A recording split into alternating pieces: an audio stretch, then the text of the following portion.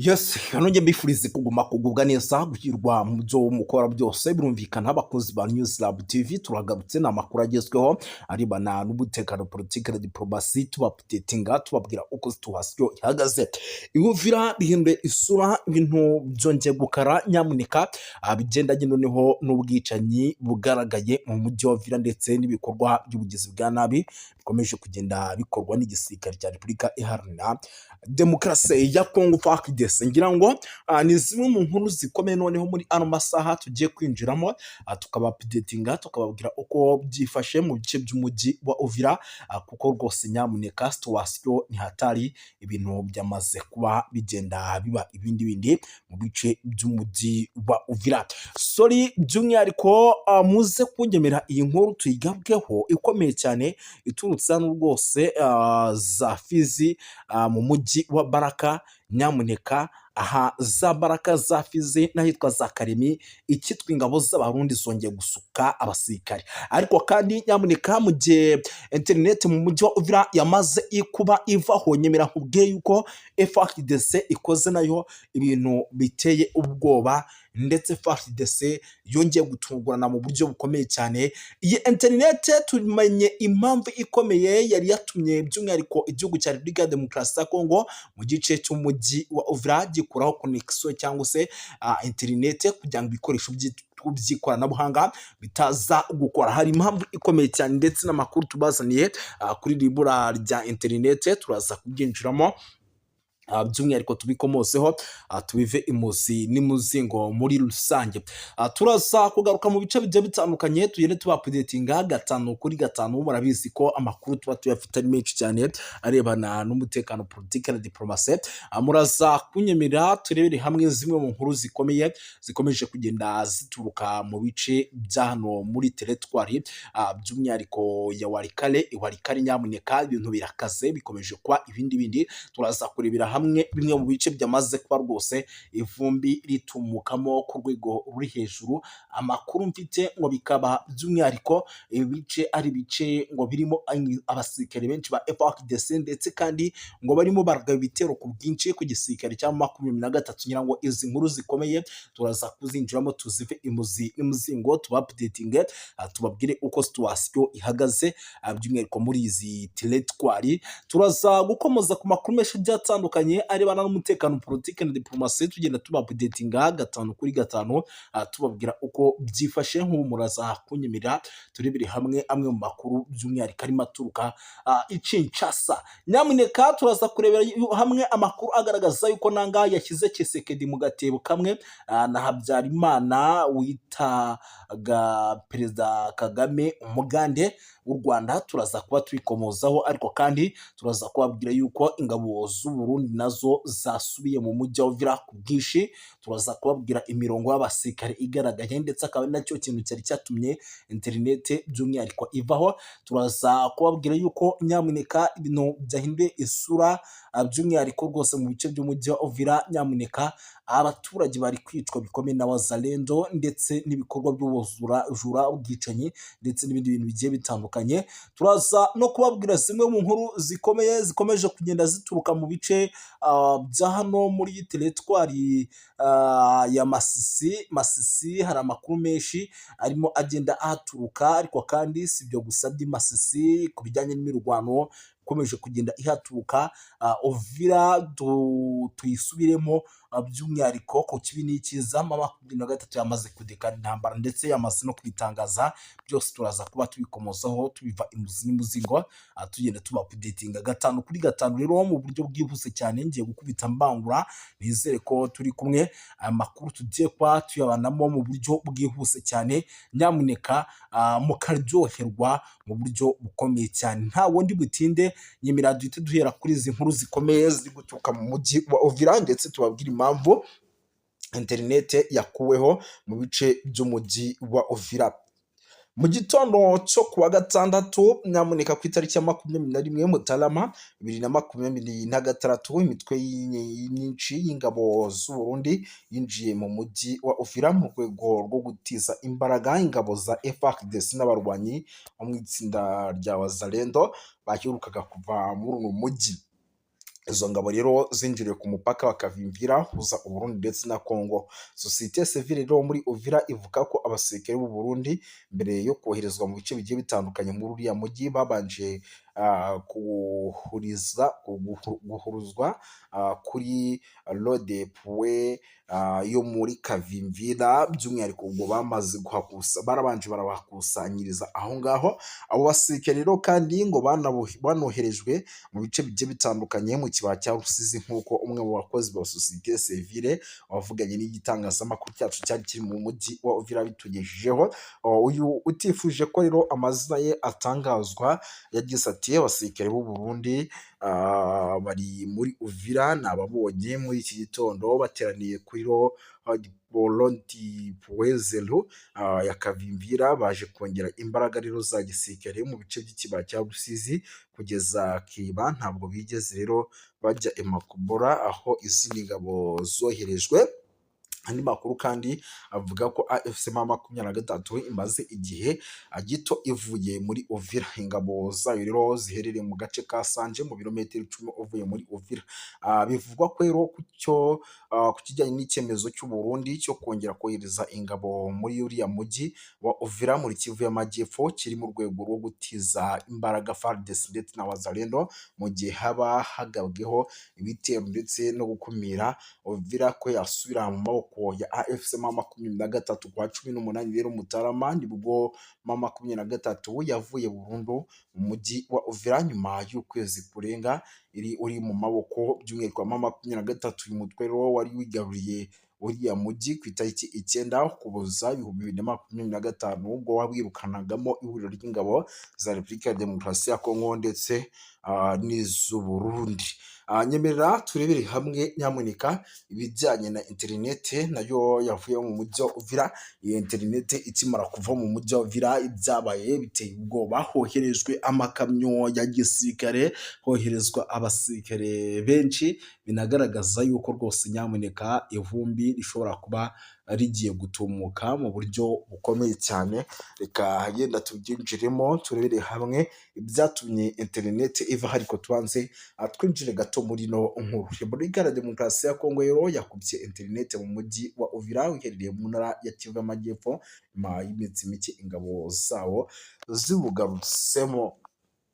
Kuva ku cyumweru tariki ya 18 Mutarama nibwo ingabo za leta ya Kinshasa n'abarwanyi ba Wazalendo batangiye kugaruka muri Uvira nyuma y'uko ingabo z'umutwe wa M23 zari zimaze ukwezi kurenga ziwugenzura, by'umwihariko ziburimo FARDC na Wazalendo. Bakigera mu mujyi wa Uvira bongeye kumvikanamo ibikorwa by'ubugizi bwa nabi birimo gusahura urusaku rw'amasasu ndetse n'urugomo rwibasiye abanyekongo mu bwoko bw'abanyamurenge n'abatutsi. Perezida wa M23 rero akaba n'umuhuzabikorwa wungirije w'ihuriro rya Alliance Beleve Congo Bertrand Bisimwa binyujije ku rubuga rwe rwa X yatangaje icyemezo cya leta ya Kinshasa cyo gukupa interinete muri Uvira kigamije guhisha amabi ingabo zikomeje gukorera muri urya mujyi. Yagize ati ubutegetsi bwa Kinshasa bumaze gutanga itegeko ryo guhagarika imiyoboro yose y'itumanaho mu mujyi wa Uvira no mu nkengero zawo mu rwego rwo guhisha ibikorwa bibi byabo biri gukorerwa by'umwihariko mu mujyi, biri gukorerwa abasivile ndetse n'imitwe igiye itandukanye. Leta ya Kinshasa rero ntacyo itangaza ku makuru y'ikupaka rya interinete muri Uvira cyangwa gusobanura icyatumye ifata kiriya cyemezo. Amakuru aturuka mu bice bigiye bitandukanye by'umwihariko aragaragaza ko ari itegeko ryatanzwe n'uwitwa Felix Tshisekedi Tshilombo, perezida w'igihugu cya Repubulika ya Demokarasi ya Kongo, by'umwihariko akaba ariwe wihishe inyuma y'irikubwa rya interineti. Reka dukomeze n'andi makuru. Gusa abasesenguzi mu bya politike ndetse n'abaduhaye amakuru mbere na mbere, iyi interineti ikimara kuvaho mu bice by'umujyi wa Uvira habaye ubwiyongere bw'ingabo nyinshi z'Abarundi, ndetse binavugwa yuko ibi bikorwa byo kugira ngo bakupe interineti babikoze kugira ngo imibare ndetse n'imbunda nyinshi z'Abarundi zinjiraga mu mujyi wa Uvira zitaza kujya ku marezo sosiyo, abaturage bataza gufotora, kuko mwagiye mubibona bimwe mu bikorwa by'ubugizi bwa nabi bikorerwa mu mujyi wa Uvira inshuro nyinshi birangira bimenyekanye. Rero FARDC ikaba ibi yabikoze mu rwego rwo kugira ngo hataza kugira amashusho ajya hanze y'abarundi benshi cyane barimo barinjira mu mujyi wa Uvira, ndetse n'ibindi bikorwa by'ubugizi bwa nabi bikorerwa mu mujyi wa Uvira byose bize guhita bipfukiranwa cyangwa se bize guhita biburirwa irengero. Umuhuzabikorwa rero w'ihuriro rya Alliance Fleuve Congo bamwita Corneille Nangaa yashyize mu gatebo kamwe ubutegetsi bwa Perezida Antoine Felix Tshisekedi Tshilombo wa Repubulika ya Demokarasi ya Congo n'ubwa Juvenal Habyarimana wigeze kuyobora u Rwanda kubera politike yo kuvangura abantu bahuriyeho. By'umwihariko Nangaa rero yabigarutseho mu kiganiro aheruka kujyana n'umunyamakuru akaba n'umushakashatsi Bojana, niwe bari baganiriye.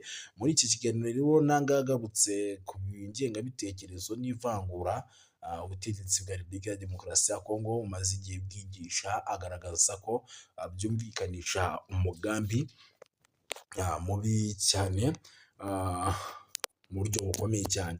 Jenoside rero ishobora gukorerwa andi moko atuye muri kiriya gihugu yose nk'uko ubutegetsi bwa Tshisekedi buri kubikora. Yanavuze ko kandi muri iki gihe nubwo abatutsi aribo bakomeje kwibasirwa, ejo cyangwa ejo bundi abandi bashobora kwibasirwa n'andi moko. Nangaa kandi yagaragaje ko biteye ikibazo cyane kuba uyu munsi abimakaza imvugo z'urwango bakanakwirakwiza mu banyekongo ari abayobozi bakomeye muri leta, bari muri minisiteri ndetse n'itangazamakuru n'itumanaho. Yavuze ko kandi Minisitiri Patrick Muyaya ukwirakwiza imvugo z'urwango biciye mu byo bita ubumara bw'u Rwanda cyangwa se uburozi nyarwanda, agerageza guhakana amabi akorwa n'ubutegetsi bwa Kinshasa, abo yashyizwe yavuga ko ngo bashyizwe ku karubanda.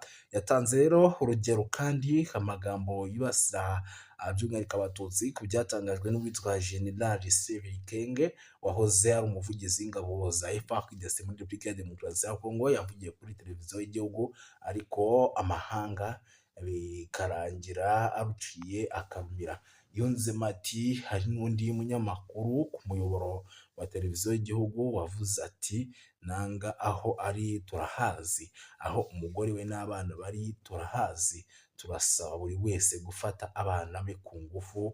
Ibi ni imvugo rero z'urwango, guhamagarira abantu gukorera urugomo hanyuma bigaca kuri televiziyo y'igihugu cya Congo. By'umwihariko rero mu kiganiro gifitwe mu nshingano na Minisitiri w'itumanaho, ibyo byose byagiye bitangazwa. Nangaa rero yavuze ku bitandukanye n'ivangura rigaragara mu bice bigenzurwa n'ingabo za leta, by'umwihariko mu bice bya M23. Ati nta vangura rishobora kuhagaragara, ariko mu bice byagenzurwa n'ingabo za leta ivangura riba rimeze nabi cyane. Mu bice rero tugenzura ibyo mu ntara by'umwihariko zigiye zitandukanye ntiturabizigeramo, by'umwihariko nka za Kasai Oriental ndetse n'ibindi bice bigiye bitandukanye. Gusa nabyo kugira ngo turwanye ibikorwa by'ubugizi bwa nabi dushobora kuhagera. Corneille Nangaa rero by'umwihariko yagarutse ku byo leta ya Repubulika ya Demokarasi ya Congo yise umunyekongo kuri se na nyina, byasize bamwe mu baturage b'iki gihugu biswe abanyekongo buzuye, abandi bakagirwa ibice. Akavuga ko rero byagize ingaruka ku bantu benshi barimo na Joseph Kabila wigeze kubaho perezida w'igihugu cya Repubulika ya Demokarasi ya Congo n'umunyapolitike Moise Katumbi. Yavuze yuko kandi iyi myumvire y'ishyaka rya TBC iri ku butegetsi isa n'iy'ubutegetsi bwa Habyarimana bwari bufite ubwo bwitaga abarimo Perezida Paul Kagame umunya-Uganda. Ati Perezida Katumbi wa Assembly Power Republic n'abandi bantu benshi barimo witwa Perezida Kabila bishyuye ikiguzi, kandi nibo mitekerereze y'ishyaka rya TBC rya Tshisekedi kumva ko atari umunyekongo. Ibyo ari byo rero bidusubiza inyuma mu myaka mike ishize, mu macumi by'imyaka mike ishize. Murabizi mu Rwanda mu myaka ine iri imbere jenoside yabaye kubera ivangura by'umwihariko n'ibikorwa by'ubugizi bwa nabi. Batubwira ko bariya bakoze impinduramatwara, ndavuga FPR yaturutse muri Uganda, babitaga abagande, nyamara bari mu nzi zari zimaze ibinyacumi by'imyaka zifuza gutaha. Yemwe na Perezida Kagame yiswe umugande, AFC M23 rero yitwa Abanyarwanda, nanga bamwita umunyarwanda. Umuyobozi rero yagaragaje ko ibintu ari ivangura rikomeye cyane, rigomba by'umwihariko gukurikirana ritari ryarenga inkombe, ritari ryaba ribi cyane. Birumvikana yuko rero ibintu biri kugoma bihindura isura, ivumbi riri kugoma ritumuka mu bice bigiye bitandukanye ku butaka bwa Repubulika Iharanira Demokarasi ya Kongo. Reka turebere hamwe gato n'iyi nkuru by'umwihariko nayo itugezeho mu kanya. Ni inkuru navuga yuko nayo rwose ikomeye cyane tutareka kuvugaho. Ni inkuru ikaze.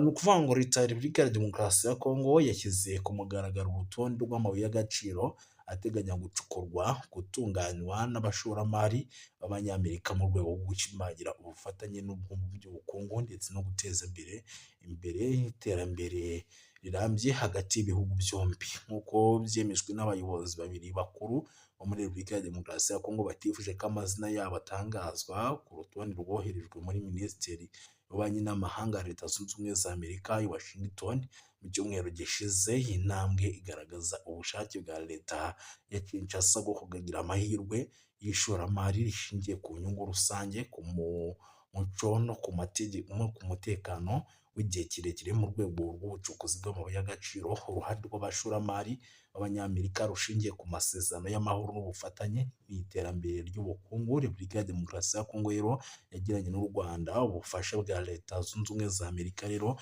mu kwezi kwa cumi n'abiri mu mwaka wa 2025. Ayo masezerano rero agamije guhuza umutekano, ishoramari n'iterambere ry'akarere binyuze mu micungire inoze kandi irambye y'umutekano kamere. Mu rwego rwo kunoza rero ishyirwa mu bikorwa ry'iriya gahunda, Repubulika ya Demokarasi ya Kongo na Amerika bashyizeho komite ihuriweho igizwe n'abayobozi bakuru barimo na Minisitiri w'Ubukungu, Minisitiri w'Ububanyi n'Amahanga, Minisitiri w'Imari ndetse n'umuyobozi mukuru w'urwego rugenzura ubucukuzi bw'amabuye y'agaciro.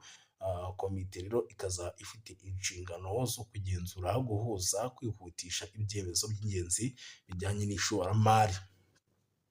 Umwe mu bayobozi rero ba leta ya Repubulika ya Demokarasi ya Kongo basobanuye kwa mbere ko bazohereza urutonde habanje gukorwa isesengura ryimbitse ku kamaro kayo, ishoramari no nyungu z'igihe kirekire. Amabuye yashyizwe rero ku rutonde arimo magnesi, zahabu, lithium ndetse n'ayitwa korota. Hamwe mu mabuye rero Amerika imaze igihe igaragaza ko yakoreshwa mu ikoranabuhanga cyane cyane ryo gukora batiri z'imodoka zikoresha amashanyarazi n'ibikoresho by'umwihariko bigezweho byishigiye bitandukanye. Ibyo rero bikaba ari byo bigomba kwifashishwa. Umwe mu bayobozi rero by'umwihariko yakomeje kugenda avuga byinshi. Biteganyijwe yuko rero nyuma yo gusuzuma urutonde, Leta Zunze Ubumwe za Amerika zitanga ibisubizo, hanyuma komite ihuriweho igatangira ibiganiro byimbitse bigamije gushyiraho